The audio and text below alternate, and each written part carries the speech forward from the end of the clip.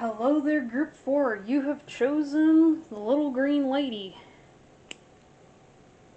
Woo, it's kind of like the Jolly Green Giant, only little and a lady, and not a giant at all. So nothing like the Jolly Green Giant. Um, okay, anyways, welcome. This reading is going to be about what your inner child wound is. I'm going to go ahead and pick some little toy things to kind of tell you a bit about what your parent-child dynamic was growing up, and then I'm going to pull some cards to get some clarification about what the wound is and how it's affecting you and what to do about it. So I'm a little tired because this is pile number 4, but no less excited to do it. So I'm going to see if I can get any messages from right off the bat. So your reading, or your wound, is kind of... The word I heard was exact. Like, I don't know why precision is the first word that's kind of coming up to me. So, I don't know if it's either you're a precise person, or maybe this is going to be the exact thing you need to hear. I hope so. But regardless, I'm going to go ahead and pick some parents for you. So, what? Alright, is this okay for the dad? No? Okay. Sorry, I picked it up, and for a second I was like, oh, this is like a mother, and then I was like, no, it's a father, so... Is this right? Okay, whatever. Alright, and then...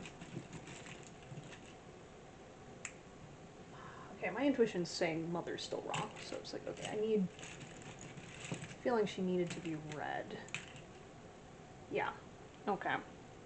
So here is your parents. I feel like you have siblings, for sure. I don't know if it's going to be worth putting them in, but I'm just going to maybe have some other kids just hanging out somewhere. So I have a feeling, like, what was your parent-child dynamic like? So I have a feeling... I feel like most of you... now, this may not be completely accurate for everyone, because this is a general reading. But most of you, I feel like you're almost like... You're stuck in the middle. So you're not... You're definitely like a middle child, or on the younger end, at least, within your family dynamic. So there's definitely a kid or two before you that I feel like your parents were kind of focused on your other siblings and not you. Whatever the heck is going on. Yeah, these little people can't stay up. So I have a feeling, if that's any reflection of what was actually going on in your childhood system, I have a feeling that you were feeling very neglected and abandoned in your home environment. Something about you were let go, or I have a feeling like it was kind of like you were watching all of your parents either struggling to get by, or attention was focused on your needy other siblings, which I have a feeling you're kind of like... Either some of you, I feel like you have some nasty relationships with your siblings, which I'm going to go ahead and kind of zoom in on that a little bit here. Some of you have a little bit of a nasty relationship with your siblings, while others, it's kind of more of like you have some resentment just from the standpoint that you didn't get your needs met because your parents were busy dealing with their shenanigans or whatever was going on here. I feel like there's like some kind of chaos going on, whether it was either literal chaos, instability, or just it just felt that way. And I feel like you have a hard time feeling really settled in a place, or really feeling safe within a home environment, and it has a weird way of manifesting in your life. Sorry, I'm gonna go ahead and zoom out of this because the camera's being weird. But yeah, so I have a feeling that's going to be this abandonment, or partial needs being met, is going to be kind of the root of what's going to be addressed in this reading. So, okay. I'm going to go ahead and put all of these to the side. So let's go ahead and draw some cards. So I'm going to use my Jungian Tarot to kind of get a card that will describe what is the overarching theme of your inner child wound situation here. So just one card to describe your situation. All right, and so you got, I believe this is the Queen of Wands. So I'm going to go ahead and pull out the little booklet and see what that means in terms of archetypes. Actually, no, she's the Princess of Wands. My bad. So that would be the equivalent of, I believe, the Page of Wands in traditional tarot. And so the Princess of Wands, it says the clever daughter. It says appears to be an extrovert, is actually insecure and vulnerable, seeks social spotlight, always acts on impulse, imaginative, witty, or irritating and immature. Clever but not too intelligent. Oof. Sorry about that there, pile 4, but yeah, so I have a feeling that you have definitely a lot of stuff going on in terms of, again, how you project yourself towards others and how your dynamic is, because it's almost like, I feel like you like to, if you don't consciously do this, you subconsciously surround yourself with chaos because you're replaying that old scenario of just things are always going on, and I feel like you're the type of person that you tend to fill the void with people. So instead of taking a step back whenever you're feeling down on yourself, or if you're feeling a certain way that makes you uncomfortable, you have a tendency to invite people into spaces to fill it so that way you don't have to feel negative emotions. And again, also, but you're filling them with people that also aren't very supportive to you. So whether it be a romantic partner, which I have a feeling,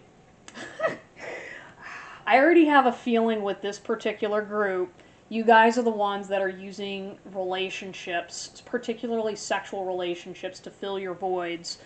That was kind of going on from childhood. Like, you're very, very reluctant to spend time by yourself. Because you have a feeling that if you don't fill that space with another person, then it's almost like the I'm going to die vibe, or you're basically feeling like, well, I can't. I don't know how to exist on my own, and if I am existing on my own, that means I'm a failure. It means I'm unwanted. It's like replaying. It's basically you're trying to prevent what was happening here. Of even though you've got people all around you, you're still alone, and subconsciously you're replaying this scenario again and again and again. And it's important to bring that to your awareness. So I'm going to go ahead, and next I'm going to pull some cards of what aspects of yourself are being affected by your inner child wound. So, alright, so let's see here. We got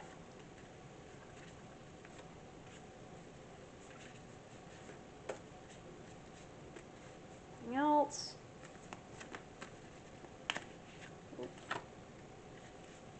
Anything else?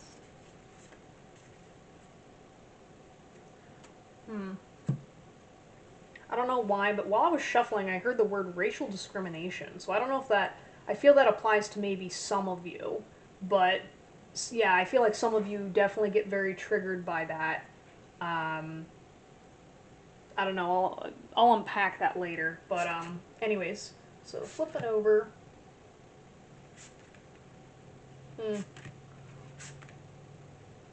Yeah, it's kind of interesting I said that, and so I've got like a couple POC people in this reading. So, first card, we've got like this father reading to children, and I feel like this is like an ideal that you've always kind of wanted to have, was that idyllic childhood. Like, I feel like you are very embarrassed by your home dynamic, especially like whenever your family would go out in public.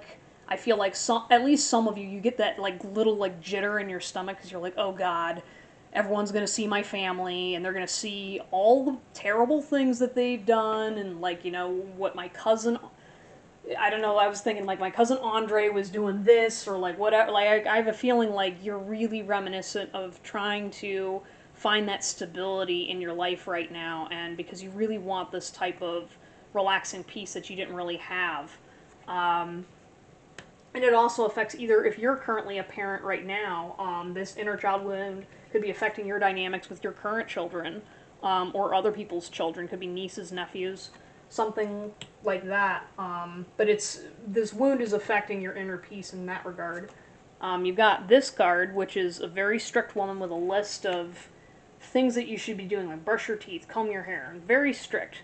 I feel like you've got this piece of you that either you had a parent that was very, like, they didn't care, and so you developed this sense of yourself that you, because things were not run well growing up because of all that chaos, you've got this inner voice that is very self-critical and very strict about how you're going to live your life, because you're like, okay, I am not going to have my family be like my childhood was, or I am not going to allow myself to do the things that my family did, and blah, blah, blah, blah, blah. And so you kind of swung the opposite direction, where they were just all too much and scattered all over the place. And so you were trying to, as a form of protecting yourself, you created this persona that is meant to keep you in line, but then again, you got this person that's kind of scowling here. You can sometimes be a little too self-critical with yourself, and that's what's being affected by this wound. This other one is, you've got this judge here, and so I feel like this could mean multiple things for people. Some of you, I feel like you've got a very loud inner judge, whether you're judging yourself or you're judging people. And I feel like for quite a few of you, some of this is internalized from your family dynamic, is where I feel like either you, one, I feel like your mother, some of you, your mother, some it might be your father, but you've got some parental figures that were very judgmental of you and other people, and you internalize that. And so how you judge yourself, you end up being way more critical towards yourself than you necessarily should be. And it's kind of created this like looming figure in your head of self-criticism and lack of worthiness. Again, I have a feeling some of you, it comes up as body issues. Like, I have a feeling some of you got shamed for, being told you're fat, or, you're not good enough, or whatever. And so being aware of this piece of yourself, that working on this wound, that's where the root of some of that's coming out.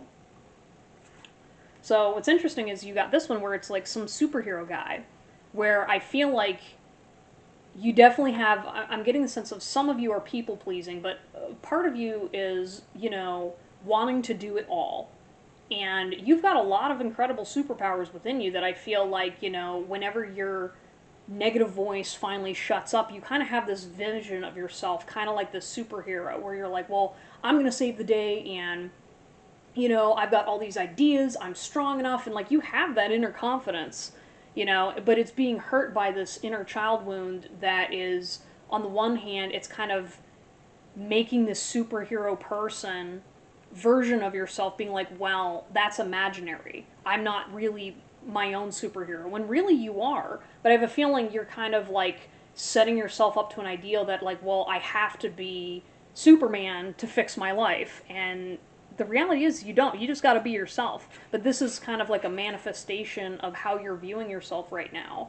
And I think being able to be realistic with how you're able to rescue yourself will be kind of crucial for healing this wound, because, you don't have to be a superhero and get everything right to be able to heal yourself. And you have all that strength within you already.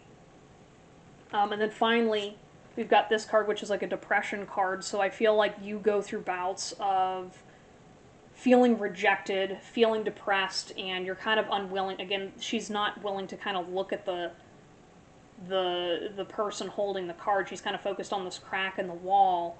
And I feel like some of this wound, again, the first reading had this card, and it kind of came up as childhood angst. But I feel like for you guys, it's just kind of like a general melancholy and a distrust that you deserve better, and that, it's almost like some of you, I think, are waiting for someone to come rescue you. I think maybe a lot of you are that way because you were in this constant state at home where everything's chaotic or whatever, and it's like, I just want to sit in the corner and get away from everything because I don't know how to interact in this home environment without having my back to the wall. And so this depression that you sometimes have is tied to that wound. But okay, anyways, that's kind of just generally what I'm picking up from these. So let's go on to messages from your inner child to yourself. So, okay, so what are some messages that you need to hear?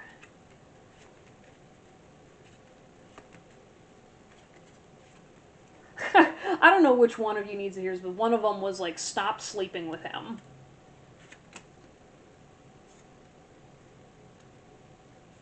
That's right. I don't know if that was for one of you or all of you, but basically, some of you need to cut ties with your toxic exes.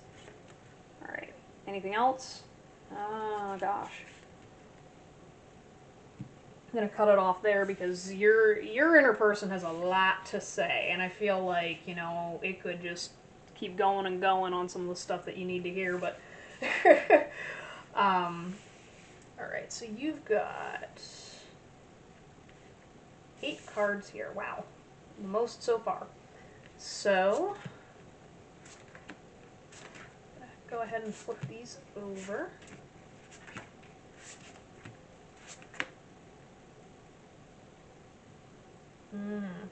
Okay, so the first one says, your body language says so much. I'm waiting for an apology. You didn't imagine it. I'm sorry. I can still see you standing there. I know we have a soul connection. I want to tell you so much.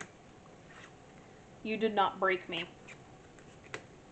Okay, so considering these are messages to yourself from yourself, I feel like, since this is a general reading, it's kind of split between a couple different people that are trying to hear this right now. But I feel like for a bunch of you, so for example, your body language says so much. I have a feeling like your inner self wants you to start paying attention to what your body's doing and how you're treating your body.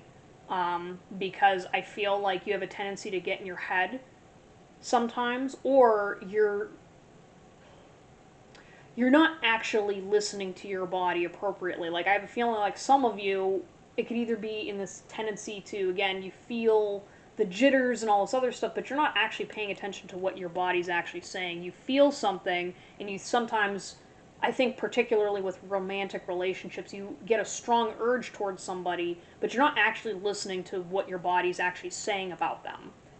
And it may not necessarily mean that they are your person, or they are safe, or they are what you actually want. It could just be your body's having an urge, and this card's telling you that you need to get a little more in tune with what your body's actually trying to tell you, and pay attention to what the language is saying. You feel something, but your body's actually doing something different.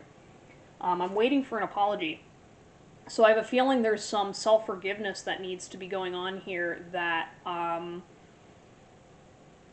you're a little stubborn to admit, because there's a piece of you that is not willing to admit that you wronged yourself with some of your relationship choices, with some of your attitudes towards either others or towards yourself. And I think, like, being really realistic with yourself so you can get that apology and that form of self-love will really kind of help you out with dealing with this wound. You didn't imagine it. So I have a feeling some of you, I don't know if you're familiar with the term gaslighting, but essentially gaslighting is when a person uses a manipulation tactic to make you discredit your feelings and make you believe that things didn't happen. And I feel like some of you were definitely gaslighted by family members, and that, you know, some of these things that you kind of suppressed from your childhood, you know, you were very convinced that you were wrong that whole time because, you know, someone older than you was pushing their own issues onto you as a child, and you didn't deserve it. And this card's reaffirming that you were right and they were wrong. What you saw was real, and that, you know, it's okay that it wasn't your fault, you know, for the things that you've seen, and you weren't crazy when you saw it. And I think also for some of you, this may apply also in terms of romantic relationships, where I feel like feelings wise,